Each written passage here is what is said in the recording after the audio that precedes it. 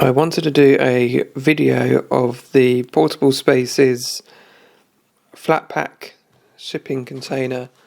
It's portable space, cabbing and container hire, sales and conversions. It's the flat pack container, flat pack store.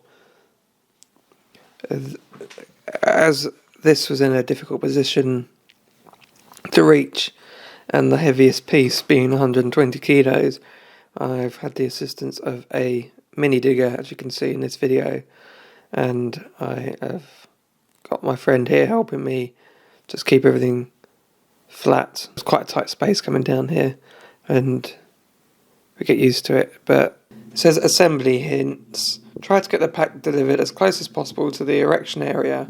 Well, I went and picked it up on a flatbed trailer. If it arrives on one of our high-ab lorries, please let the driver know that they will help by levelling it up with you. To ensure the chassis is level, it's best to use each of the four corners and once level, support the base in the middle to help prevent any sag over time. Number 2, ideally concrete bases are the best option for long-term installation. The two of these come in and do a nice little push. Yeah, that was quite satisfying having those two down. And here comes the second one in. Again, I wanted to show that from a different angle because it's such a good shot, I think. Paving slabs can provide the simple solution. Plywood and packaging is ideal for small adjustments or short medium-term installations. Number 3, the erection process is made much easier when the chassis is level at the start. Number 4, don't assemble in windy conditions as it can be dangerous, and make sure you have enough people available to move and erect the panel safely. Well, it was a slightly windy day, as you can see the trees are moving, so some of it was a bit sketchy. Yeah, so at this point we kind of just gung-hoed it a bit, and the front and the side panel that we put together, I hadn't realised there was a tiny little 1mm lip top to bottom that fitted into a tiny groove, so it's slightly bent. Maintenance: check foundation periodically to make sure that the unit remains level. Signs that the unit might have moved usually result in the door becoming difficult to open or close, or the unit rocking on the pads. Number 2, the only moving parts are the lock and hinges, which need a light oiling on a periodic basis. Number 3, check the roof from time to time to remove any debris, especially leaves, to ensure the gutters work correctly. Other information: if you keep all the packaging material, it can be used to repack the unit at a later date. Otherwise, please recycle it. Number 2, the unit is not designed to be stacked, meaning stacked once built, because going to the site, they are all stacked there. Because I bought the two joining pieces, they came on the trailer stacked. The units, once correctly assembled, can be lifted and moved using the lifting hooks. Please check the security of all the fixings each time before lifting. Well, it tells you to, at some point in the instructions, to remove them, but we had to put them back on to lift the floor up. Well, it wouldn't fit with the rubber washers, so we took the rubber washers off. Luckily, we've still got them all because you need to put the rubber washers back on the lid once on the roof. With the lifting hooks, so otherwise you get great big massive holes. So make sure you always keep the rubber washers coming off that, because we nearly lost them. Delivery and unpacking: the store will arrive in a flat pack form. If the crane can offload and level up the final erection position, this will help. This will save you time later. Whether or not you need to move the parts to a different location, the store now needs to be unpacked. Unbolt the 4 metal retaining plates using a 19mm spanner and unscrew the lifting eyes. The retaining plates are not required for assembly, so dispose or keep if you intend to repack the unit at a later date. Number 3, now lift off the top panel and all the other items. Lay them out neatly so you can easily locate the parts later. Don't do this in windy conditions, as individual parts could be blown away, endangering you and others.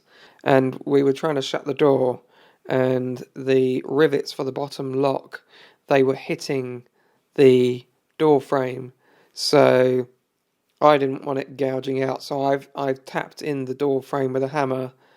So just beware that things could rub. The floor is level because I concreted it out, Another thing is that the two handles that are supplied, they are they've got 4 holes, because you can see there should be 2 holes where they're meant to be, and they've drilled 2 more in because someone's got it wrong.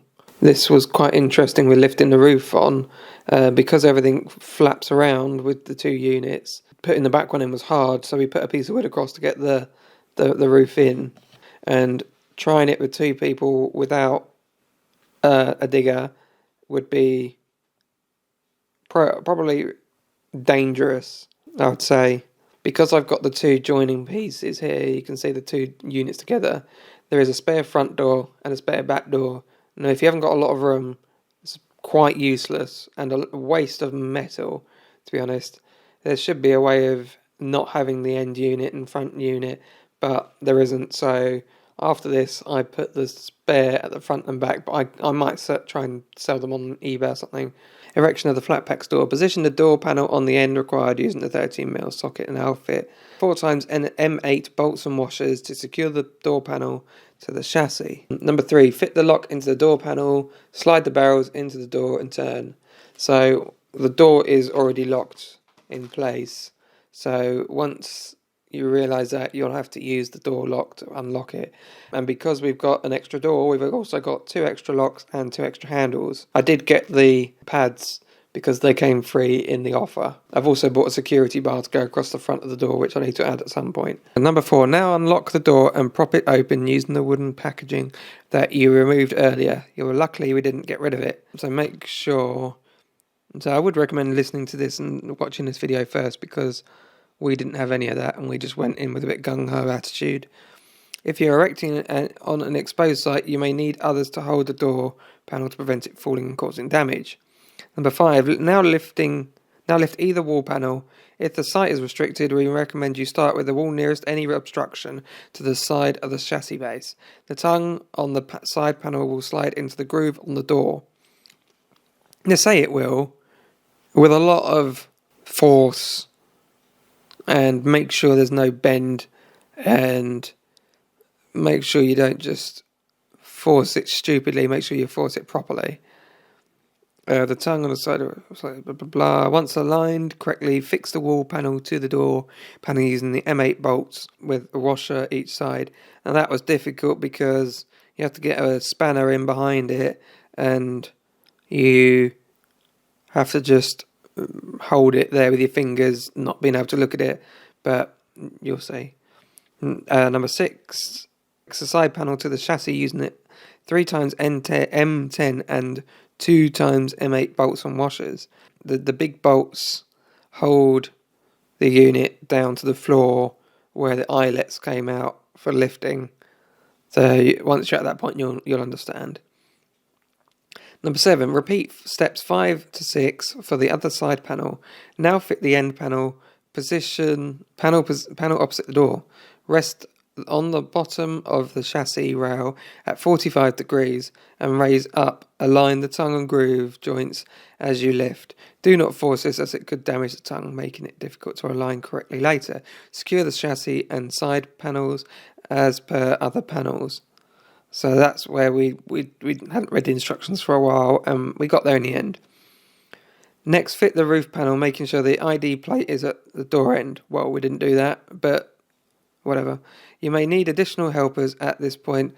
Firstly, close and lock the door, and assuming site conditions allow, lift the roof onto the door panel and slide up. Once the roof panel is in the correct place, it will slot over all 4 walls.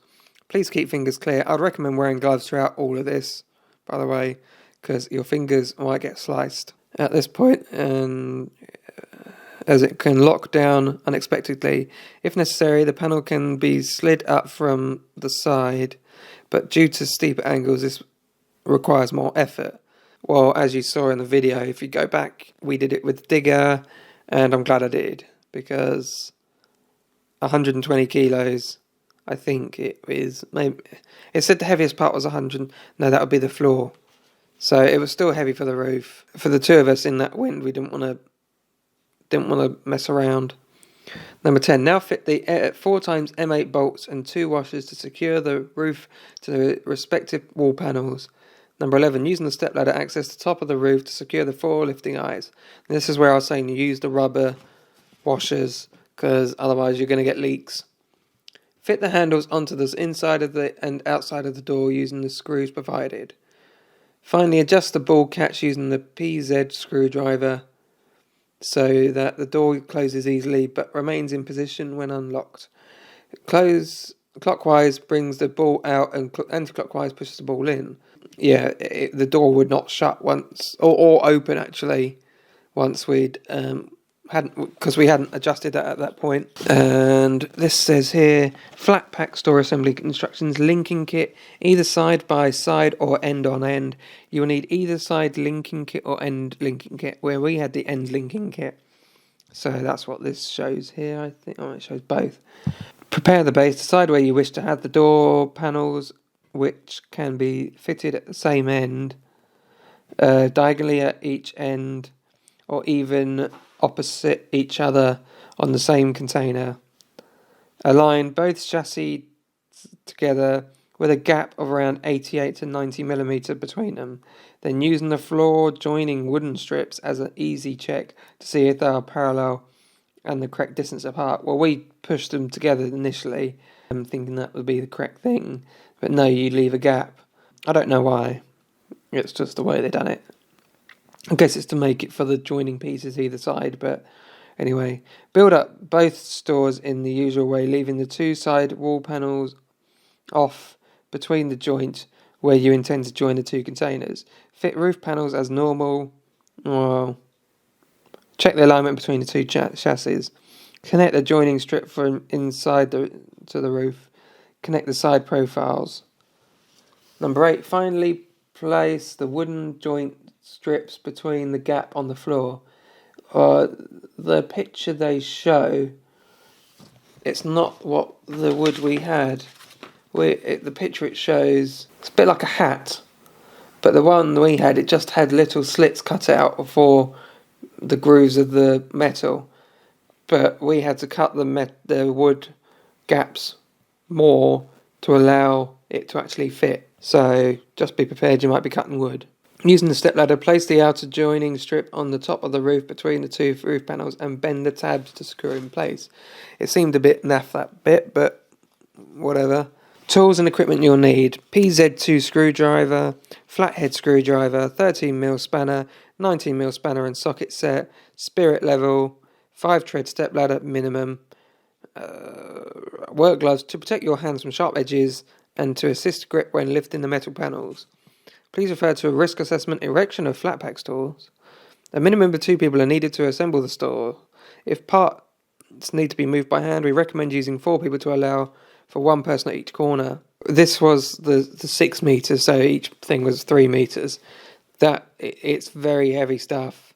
If you're getting one smaller, maybe it's fine with 2, but this one you definitely need probably 4 people. The digger definitely helped.